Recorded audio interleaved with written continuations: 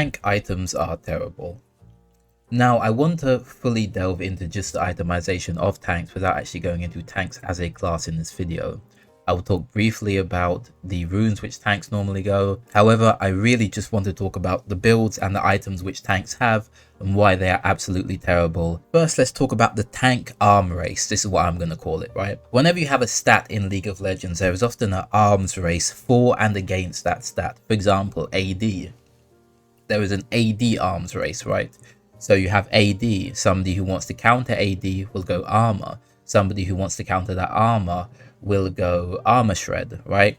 This is how the arms race goes. An arms race, if you don't know the actual definition of an arms race, is pretty much when two opposing forces are constantly trying to one-up each other, right? So like a military arms race would be one side and an opposing side trying to continually one-up each other in terms of military capabilities, right? This is kind of what's happening here. However, the arms race always ends in the side of the non-tank. What can a tank do against armor shred? The tank has lost the arm race effectively, right? He's built he's built armor. However, this armor cannot do anything against the armor shred. It just gets shredded by the armor shred, obviously. This is the exact same thing which happens with magic penetration. You have AP, then you have MR, and then to counter that MR, they can go magic penetration, right? And they can go a lot of magic penetration.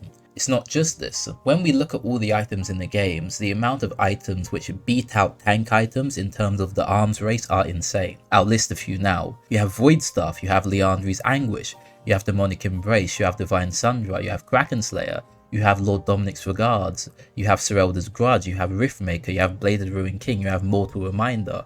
All of these items effectively one-up tanks in what they want to be. They want to be tanky, and this reduces the tank's tankiness.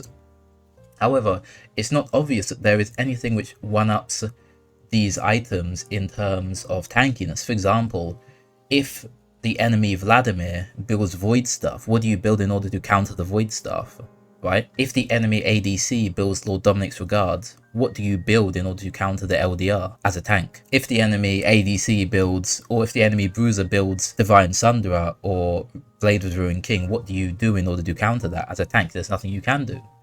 Right? It's like that Napoleon meme. There's nothing we can do, right? So this is just the first issue. Tanks always lose the arms race. That's issue number one. The second issue is the tankiness of secondary classes, right? For example, if we were to look at HP, it is sometimes the case that bruisers and mages might have more health than tanks, right? So if we were to look at the highest HP items in the game, three of the top HP items are indeed tank items, those being Heartsteel, Warmogs, and Anathema's Chains. However, after this we find a litany of bruiser and mage items: Spear of Shojin, Sterex Gauge, Gore Drinker, Black Cleaver, Hullbreaker, Rod of Ages, Rhyolite, Stridebreaker, Demonic Embrace, and even an assassin item, that being Edge of Night, gets into the fray, right? There are so many of these items which are able to make non-tank classes tanky, it comes to the point where you have to question yourself why you're even building tank items. And for example, in my opinion, the best tank item in the game may very well be Death's Dance, simply because on bruisers you are often able to kill the enemy opponent and able to get the full healing back. Getting DR, getting damage reduction for such a large percentage of the damage being dealt against you is insane on any champion, right? But let me go a bit further into this. Let's talk about the main rune, one of the main runes which tanks go, that being Aftershock. Aftershock is not very good on tanks, and I'll tell you why. After immobilizing an enemy champion, it grants you a static 35 plus 80% bonus armor, and 35 plus 80% bonus magic resist. On paper, this doesn't seem too bad, right? But you have to think about what this is actually doing. If you have a stun in your kit, the uptime of Aftershock is greatly reduced because they are not able to hit you when they are stunned, obviously, so your Aftershock is kind of going to waste.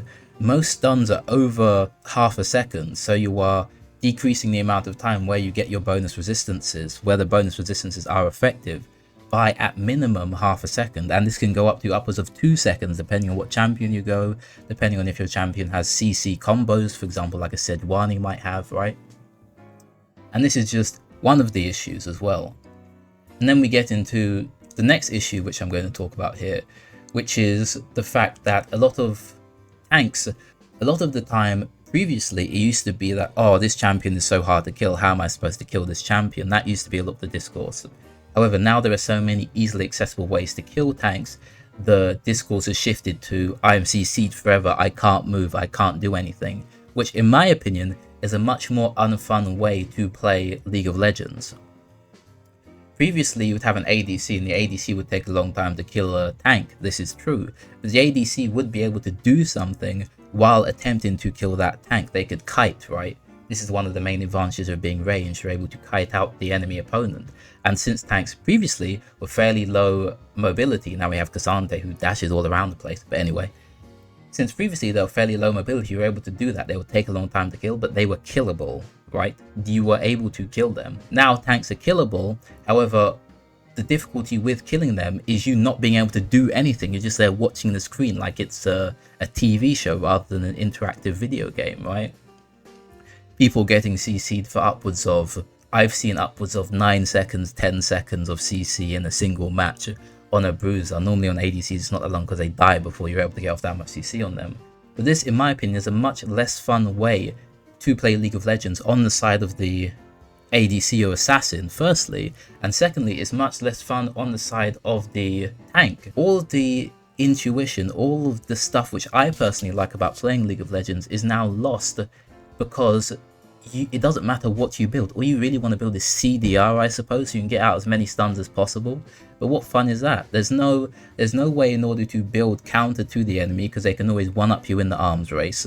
So now all that you're left to do is sit there and try and CC the enemy and try and kill them with your team or for your team, or sorry, try and CC them for your team so that they can't kill you, but you can kill them, and they have no interaction with this unless they go cleanse, or unless they go an anti-CC rune, which is another problem with this. Once again, tanks lose this arm race because you have a champion, and then you have a champion which CCs that champion. However, that champion can go a litany of anti-CC items, right? There's not that many in the game, but they still exist. So a lot of the time still they lose this arm race. There is one above which is able to counter this CC which tanks provide. There is one way in order for tanks to win this arm race, and it's with DR or damage reduction, which you can only get from 2 items, those being Anathemas Chains and Iceborne Gauntlet, right? Those 2 only apply against one champion.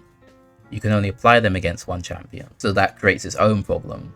However, the next thing I want to talk about is the weakness of tower taking when it comes to tanks. Oh, but tanks take tower really quickly because they have demolished, and this used to be true. However, now it is much less the case. As I said previously, a lot of the high HP items are non-tank items, right? So you get a Jax with high HP taking a tower much quicker than any tank would be able to take it, because the tank and the Jax have equivalent levels of HP, which means the tank is always disadvantaged when it comes to taking towers, because the tank has no innate AD or AP in order to help the tower taking.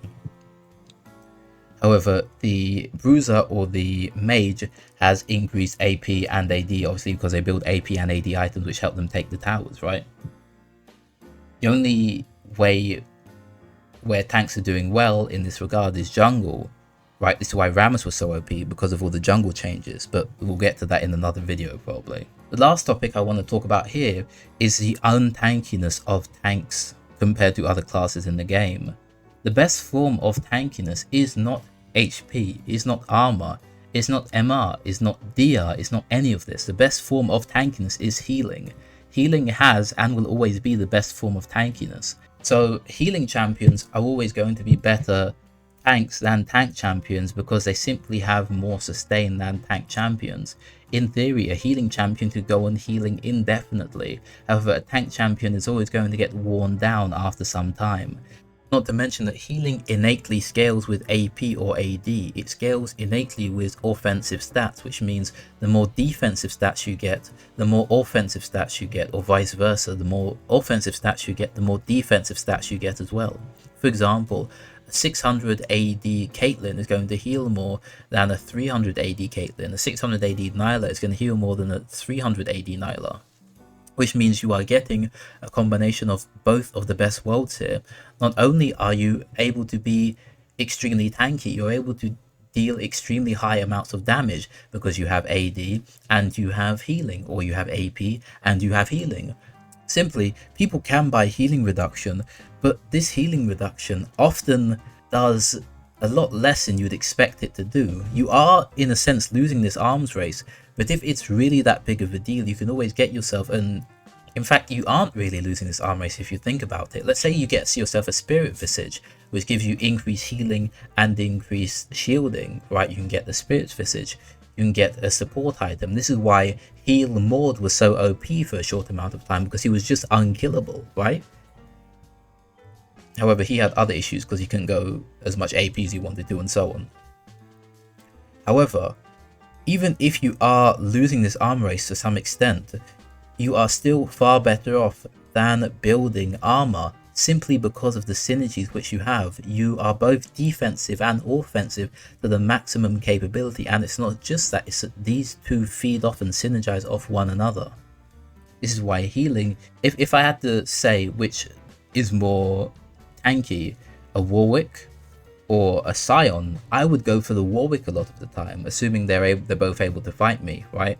Why is this? Because assuming the Warwick isn't going to get one shot, the Warwick's going to build a bruisery build, the Sion's going to build a tanky build. However, the Warwick is going to be able to attack me and heal up, whereas the Sion will simply not be able to.